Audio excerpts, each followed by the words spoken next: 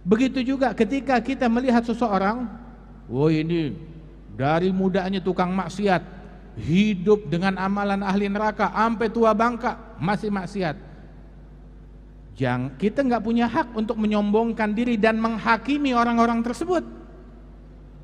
Kita hidup di dunia bukan buat menghakimi orang lain, tapi kita hidup di dunia untuk mengintrospeksi diri kita, bukan buat hakimin orang.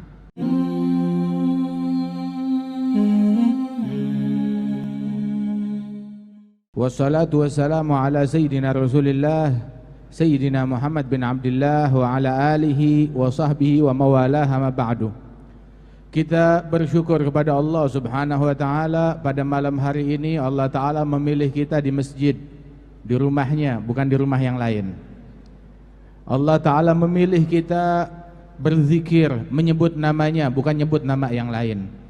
Allah taala memilih kita berada di atas sejadah, bukan di tempat yang lain. Ini anugerah besar dari Allah Subhanahu wa taala.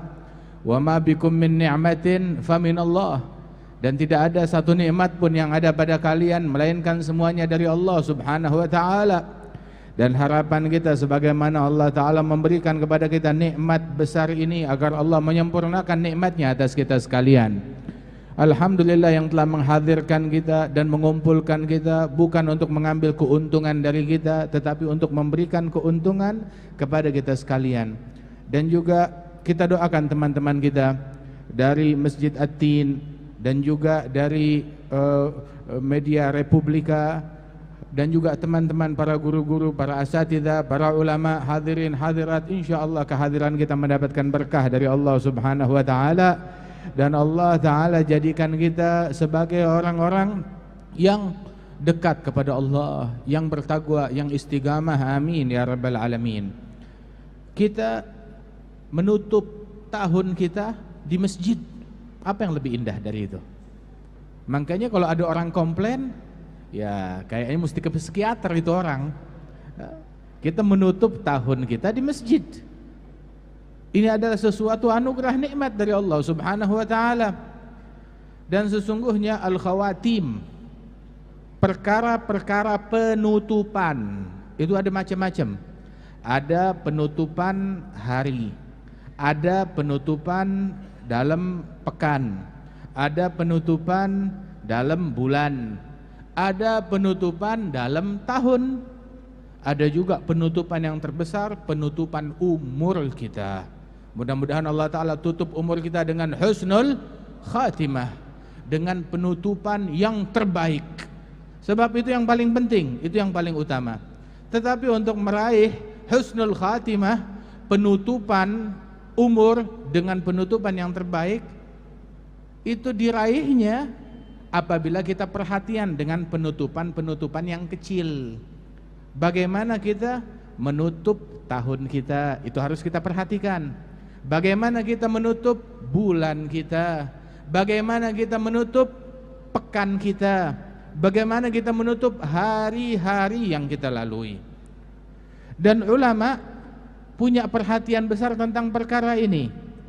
Sebagaimana juga Rasulullah SAW, beliau bersabda di dalam hadis bahwasanya innamal amal bi khawatimiha. Kan kita tahu hadis innamal amalu bin niat, amalan dengan niat.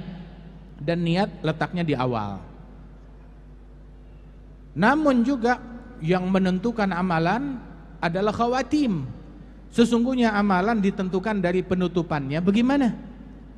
Penutupannya seperti apa?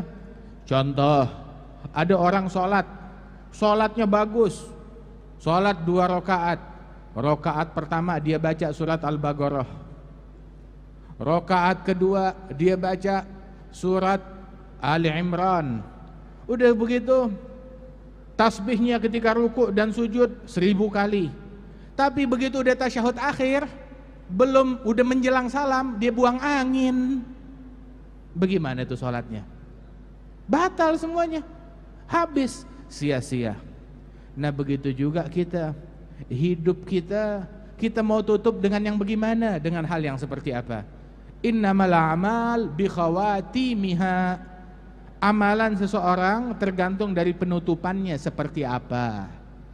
Inna rajul Sesungguhnya di dalam hadis Rasulullah sallallahu alaihi wasallam bersabda dalam Sahih Bukhari, "Innar rajul la ya'mal bi'amali ahlil jannah hatta la yakun bainahu wa bainaha illa dhira' fayasbiq alaihi alkitab fay'amal bi'amali ahlin nar fayadkhulaha."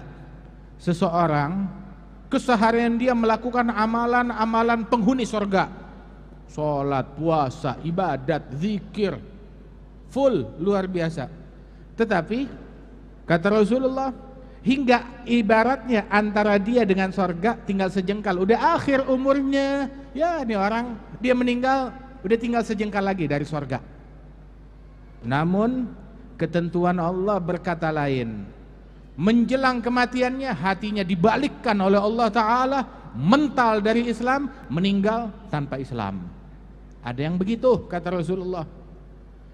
Begitu juga sebaliknya, ada orang keseharian dia melakukan amalan penghuni neraka, hingga antara seumur hidup puluhan tahun yang dia kerjakan amalan penghuni neraka, hingga antara dia dengan neraka ibaratnya cuma tinggal sejengkal lagi, ya 2-3 hari lagi juga mampus mati masuk neraka, ibaratnya begitu, antara dia dengan neraka tinggal sejengkal lagi.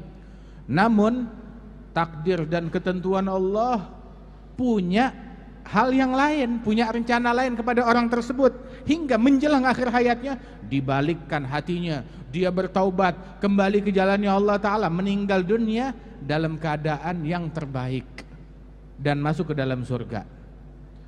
Intinya apa? Ketika Allah Ta'ala memuliakan seseorang dengan amal ibadat, dengan ketaatan, jangan GR duluan hingga dia menyombongkan diri. Udah, lu gak tahu gue udah pergi haji berapa kali, lu gak tahu gue sholat gue berapa kali, lu gak tahu kan semalam gue tahajud, macem-macem. Begitu, jangan GR duluan, nganggap dirinya udah paling hebat. Mungkin di majelis kalau ditanya adakah yang lebih mulia dari engkau, dia tengok kanan kiri, kayaknya nggak ada. Sebab kita nggak tahu akhir hayat kita ditutup dengan amalan yang bagaimana. Kita nggak tahu kita ditutupnya dengan Islam, dengan iman atau enggak. Kita nggak tahu itu. Kita cuma berusaha memperjuangkan, mempertahankan keimanan, keislaman kita. Jangan sampai ada hal-hal yang bisa membuat kita akhir hayat kehilangan Islam. Entah itu ucapan yang tidak baik, entah itu pandangan yang haram, entah itu sikap yang tidak baik, durhaka kepada orang tua misalkan atau semacamnya, hingga membuat seseorang akhir hayatnya tidak bisa meninggal dalam keadaan Islam. Nikmat Islam dicabut, diambil, meninggal tanpa Islam, tanpa iman. Banyak yang kayak begitu. Hati-hati. Ketika kita dimuliakan dengan iman, dengan Islam, dengan ketaatan, jangan sombong. Jangan meremehkan orang lain, jangan mencemooh orang lain walaupun dia tukang maksiat, walaupun dia kafir, non muslim. Jangan kita mencemooh, menghina orang lain. Kita nggak tahu akhir hayat kita gara-gara kekurang ajaran dan kesombongan kita, nikmat Islam dicabut. Orang yang kita menyombongkan diri terhadapnya diberikan itu nikmat, dan kita meninggal tanpa iman nama Islam. Na'udzubillah min dzalik. Hati-hati. Begitu juga ketika kita melihat seseorang, wah ini dari mudanya tukang maksiat, hidup dengan amalan ahli neraka, sampai tua bangka masih maksiat. Kita nggak punya hak untuk menyombongkan diri dan menghakimi orang-orang tersebut. Kita hidup di dunia bukan buat menghakimi orang lain, tapi kita hidup di dunia untuk mengintrospeksi diri kita, bukan buat hakimin orang. Al-Hakim huwallah. Begitu. Allah yang menjadi hakim, Allah yang mengadili, dan kita nggak punya hak buat menghakimi orang lain. Ketika kita ngelihat tukang maksiat, hatta orang yang tidak beriman, orang kafir, kita menghakimi dia, ini udah pasti di neraka. Kita nggak tahu akhir hayatnya seperti apa. Jangan meremehkan orang. Mungkin menjelang kematiannya dia masuk Islam, masuk ke dalam surganya Allah Subhanahu wa taala. Wa hakadha. Nah, karenanya itu kita harus perhatian dengan apa kita menutup hidup kita. Kita meninggalnya dalam keadaan yang bagaimana? Kita harus perhatian. Sampai itu hadis ini membuat orang-orang tuh, para kaum solihin, mereka ketakutan. Kenapa?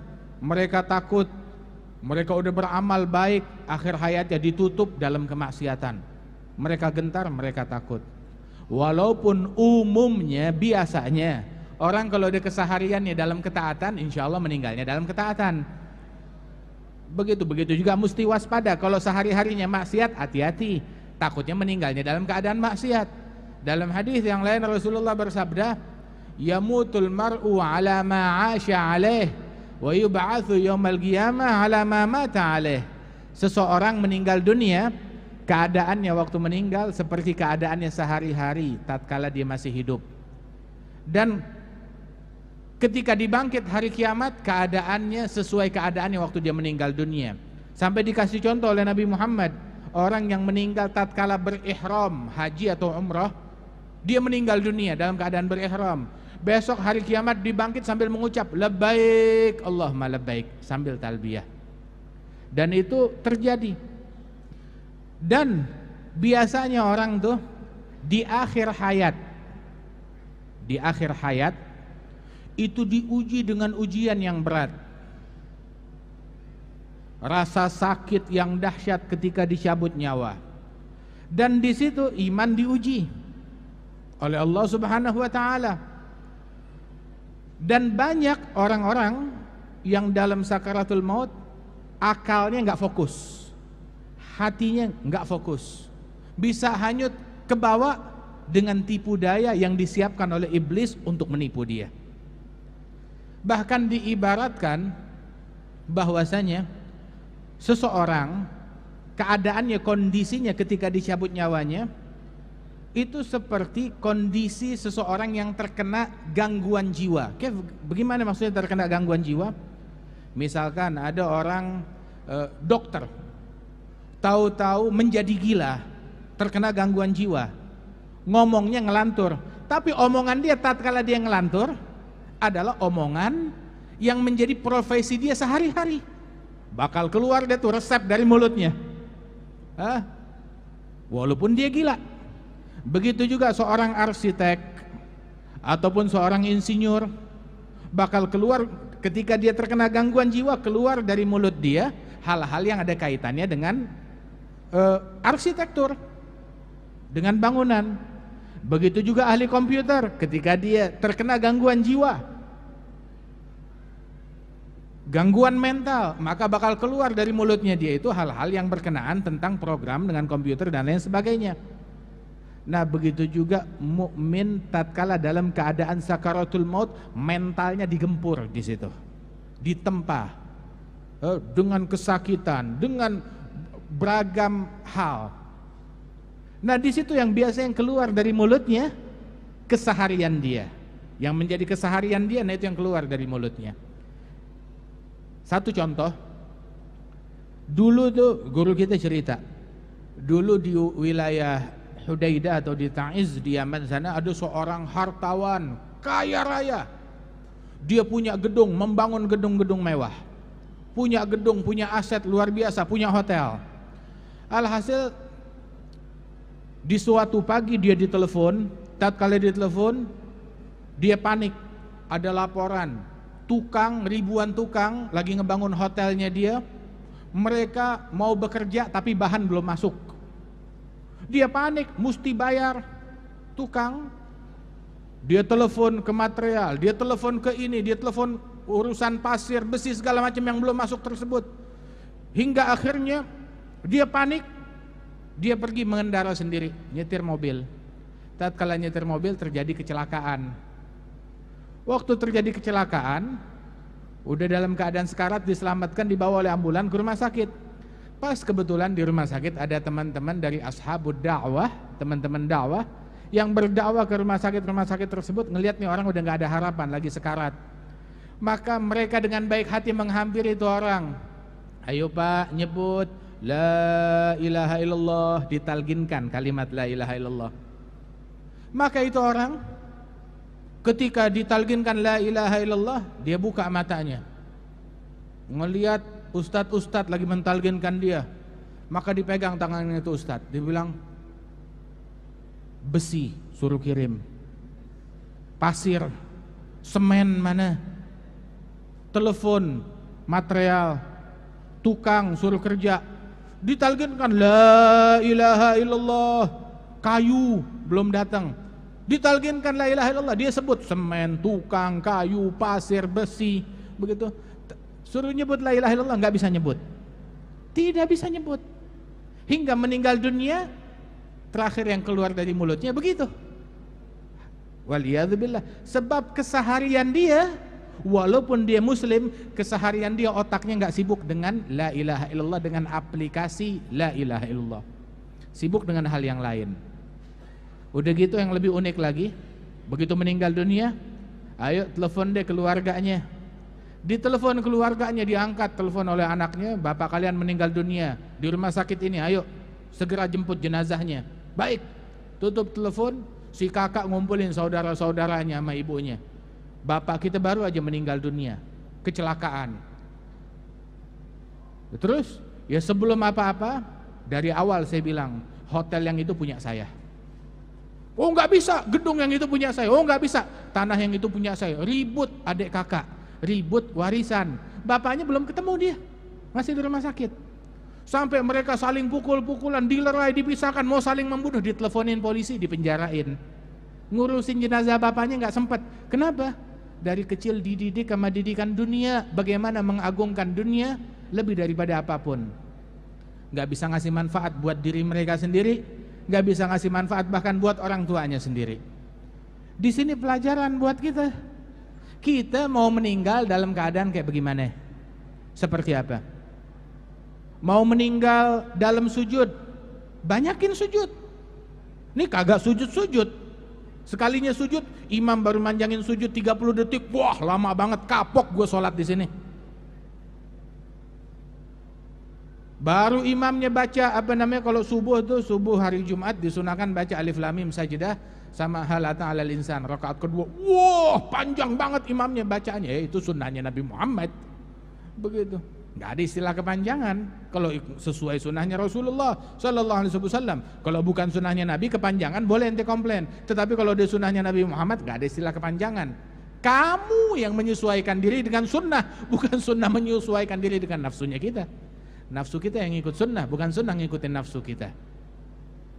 Wahakadha. Nah saudara-saudara sekalian, Rasulullah Sallallahu Alaihi Wasallam ngajarin kepada kita mau matinya dalam keadaan bagaimana.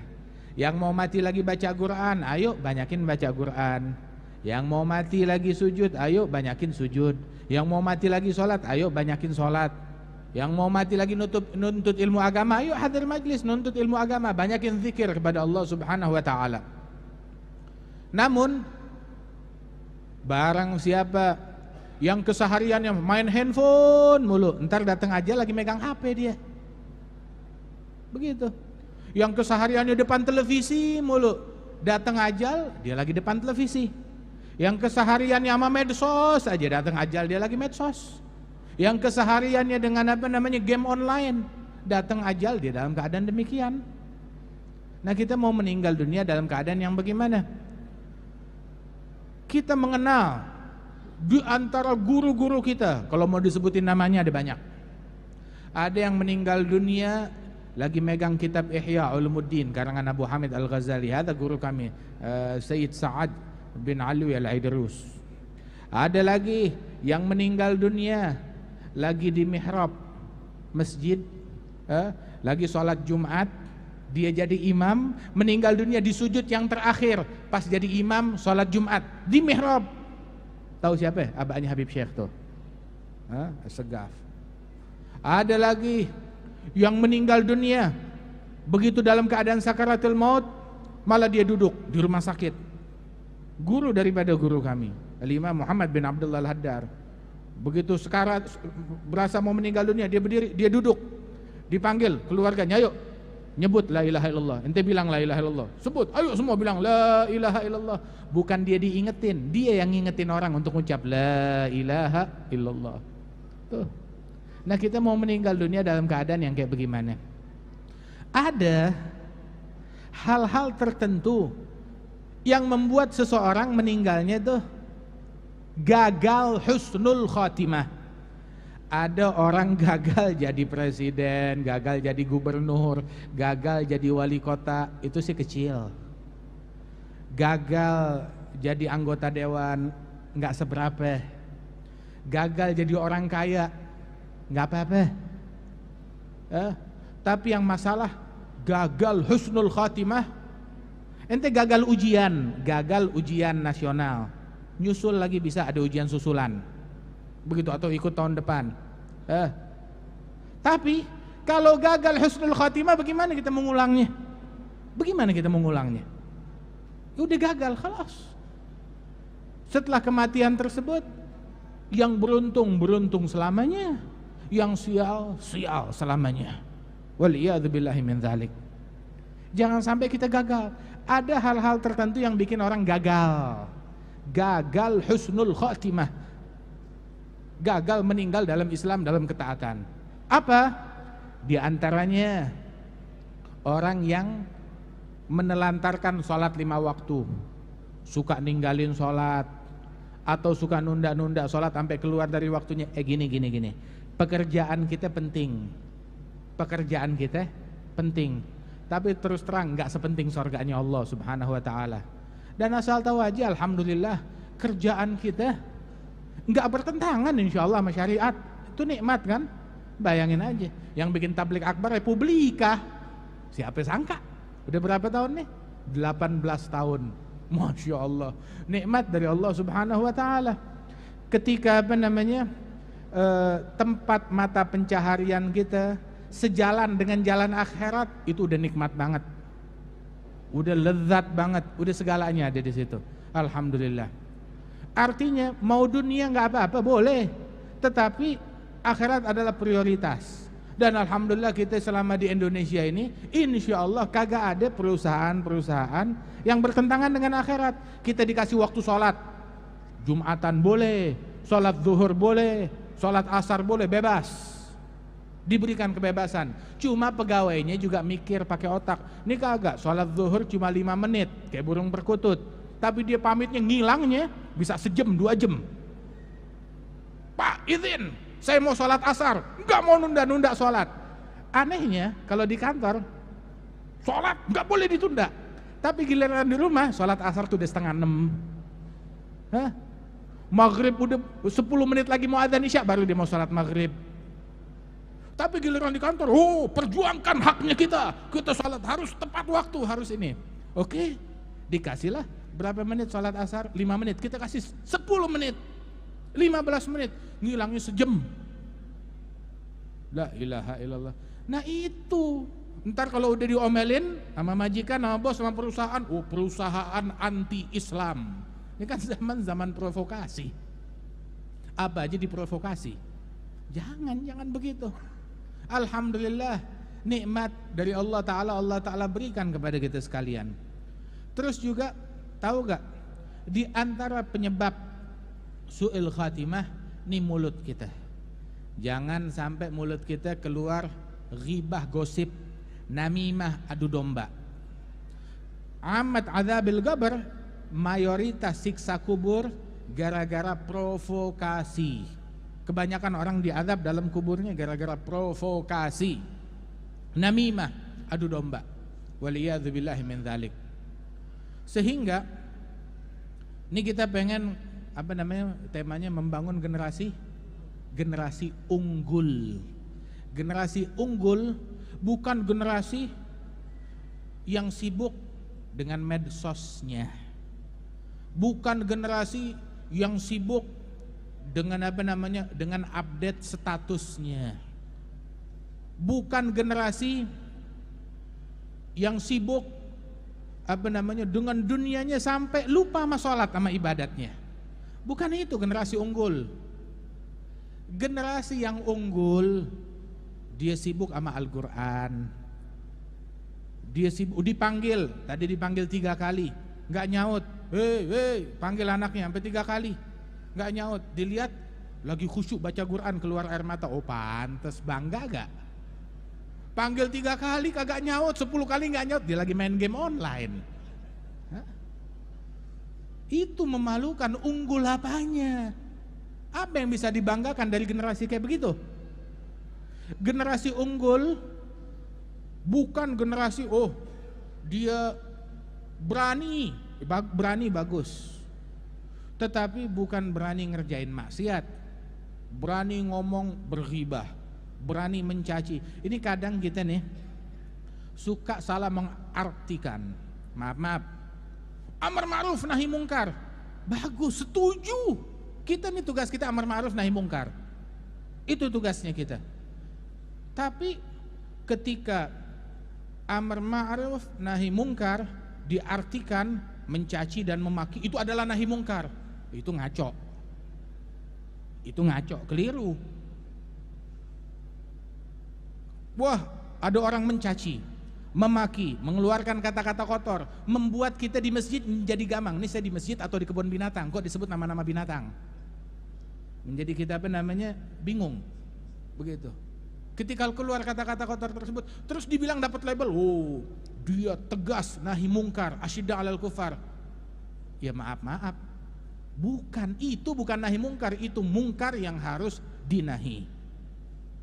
Itu bukan nahi mungkar, itu mungkar yang harus dinahi. Kalau kamu bilang cacian, makian, provokasi, nahi mungkar, itu penistaan terhadap predikat dakwah dan amar ma'ruf nahi mungkar. Itu menodai dakwah, menodai citra pendakwah, menodai predikat amar ma'ruf nahi mungkar. Begitu. Itu keliru. Karenanya itu Rasul sallallahu alaihi wasallam orang yang paling nahi mungkar.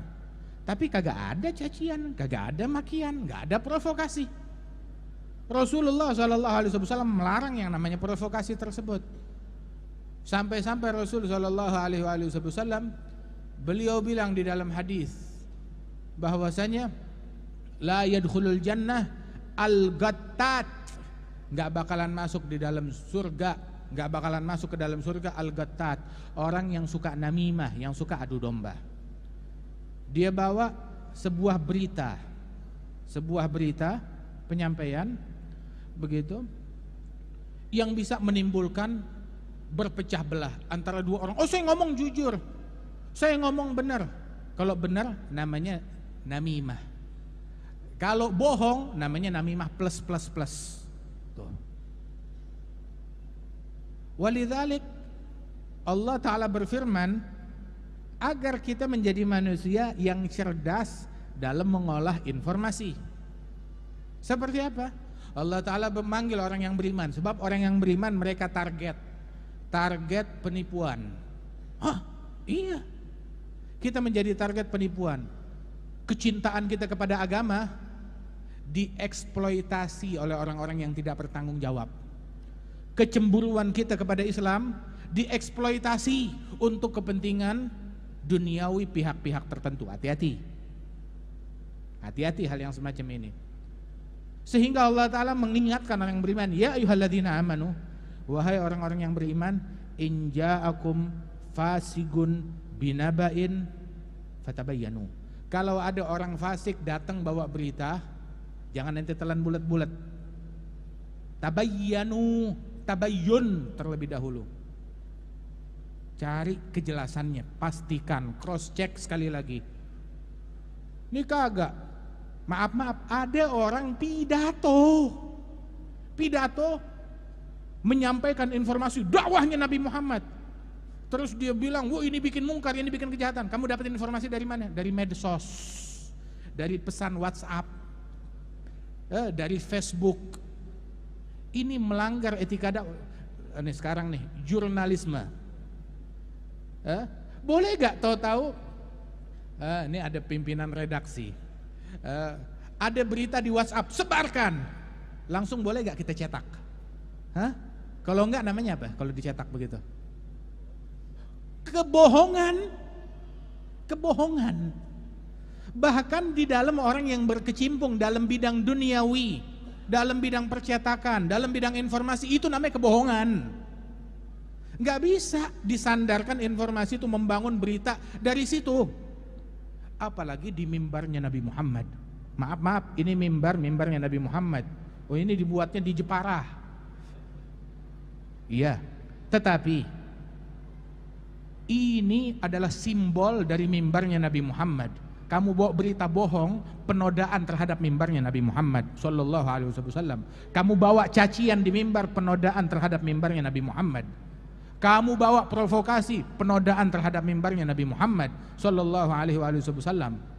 Mengeksploitasi kecintaan masyarakat kepada agama untuk kepentingan duniawi, politik orang-orang tertentu, lah, tidak dibenarkan oleh Rasulullah sallallahu alaihi wasallam. Terus juga generasi yang unggul bukan generasi yang tukang namimah, tukang komentar. Maaf. Ini zaman sekarang namanya ini zaman komentar. Kalau kita bikin apa aja, taruh di Instagram, di Facebook, di Twitter, di medsos, yang komentar banyak. Kadang anak TK komentarin profesor. Semaunya komentar. Hati-hati. Jangan setiap kita melihat ada berita apapun, informasi apapun, jangan kita sembarang memberikan komentar. Komentar pertanggungjawaban di hadapan Allah Ta'ala. Kenapa? Nabi bilang di dalam hadis, inna rajul la yatakallam bi kalimah la yulgi laha balan fayahwi biha fi ga'ri jahannam sab'ina kharifa. Seseorang mengucapkan satu kalimat, satu kata, komentar, satu kata. Komentar yang dianggap kecil, remeh, habis komentar, kirim, selesai. Dia tidak ambil pusing. Tetapi walaupun dia lupa, Allah ingat. Kalimat tersebut, komentar tersebut dari komentar yang dimurkai oleh Allah Ta'ala, akibatnya, dampaknya, hari kiamat dia harus bayar.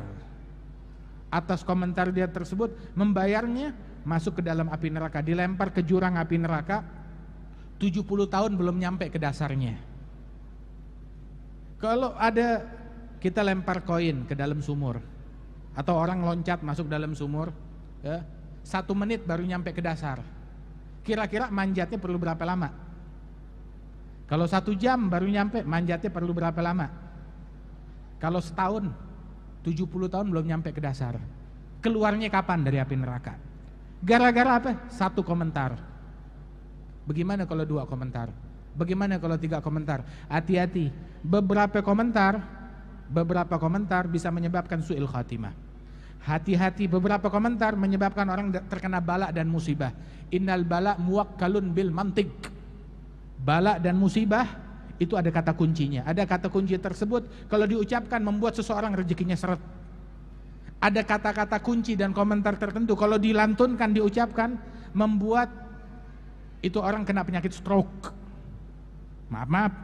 Ada kata kunci tertentu kalau dia ucapkan membuat seseorang divonis kanker, membuat seseorang divonis tumor, membuat seseorang divonis penyakit yang akut.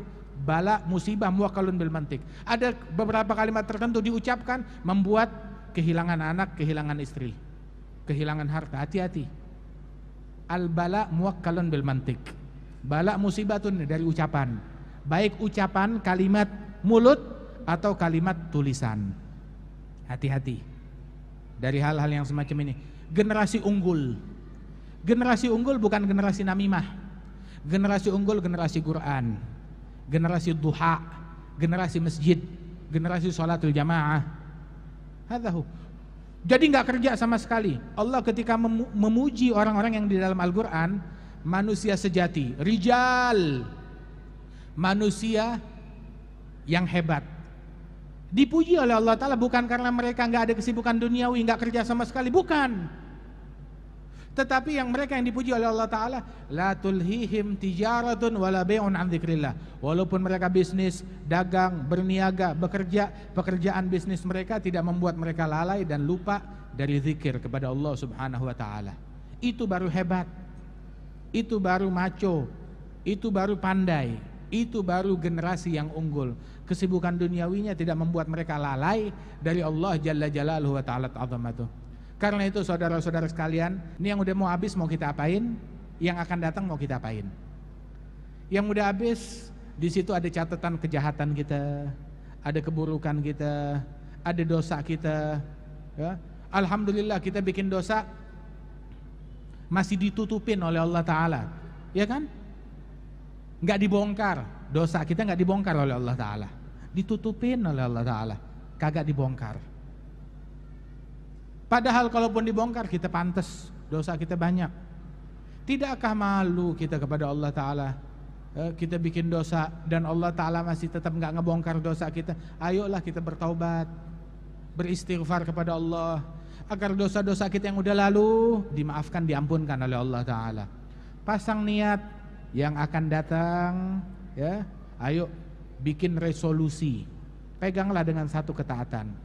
Benernya masih banyak yang mau diceritain, ada banyak kisah-kisah begitu, akan tetapi ya udah deh, emang juga saya juga bukan orang yang tukang ngomong banyak. Begitu, kebanyakan juga lakin minat tatwili kallatil himam fasara fihi al-ikhtisar multazam. Kepanjangan semangat kita juga terlalu lemah untuk panjang-panjang. Begitu pembicaranya juga enggak, dan begitu juga yang hadirin juga belum tentu bisa nampung kalau kepanjangan.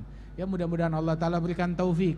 Khairul kalam magalla wadal, sebaik-baiknya ucapan yang sedikit akan tetapi menunjukkan kepada poin.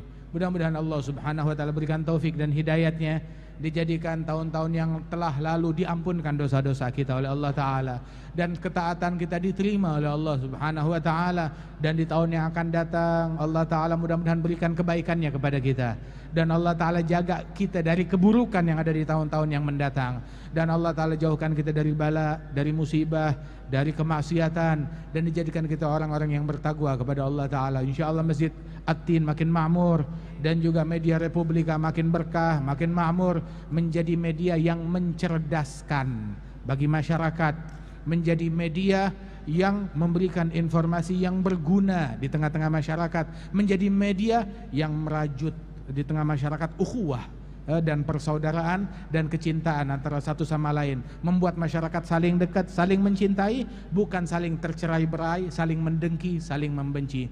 Dan mudah-mudahan Allah Subhanahu wa Ta'ala menjadikan kita sekalian sebagai orang-orang yang meninggal dunia dalam husnul khatimah, setelah umur panjang, dalam afiat, dalam kesehatan, dalam ketaatan. Amin ya rabbal alamin. Allahumma ij'al jam'ana hadza jam'an marhuma, tafarruqana min ba'dihi tafarruqan ma'suma, ولا تجعل فينا ولا منا ولا معنا شقيا ولا محروما. اهدنا بهداك واجعلنا ممن يسارع في رضاك ولا تولنا وليا سواك ولا تجعلنا ممن خالف أمرك وعصاك برحمتك يا أرحم الراحمين. وصلى الله على سيدنا محمد النبي الأمي وعلى آله وسلم وآخر دعوانا عن الحمد لله رب العالمين. جزاكم الله خير. السلام عليكم ورحمة الله وبركاته.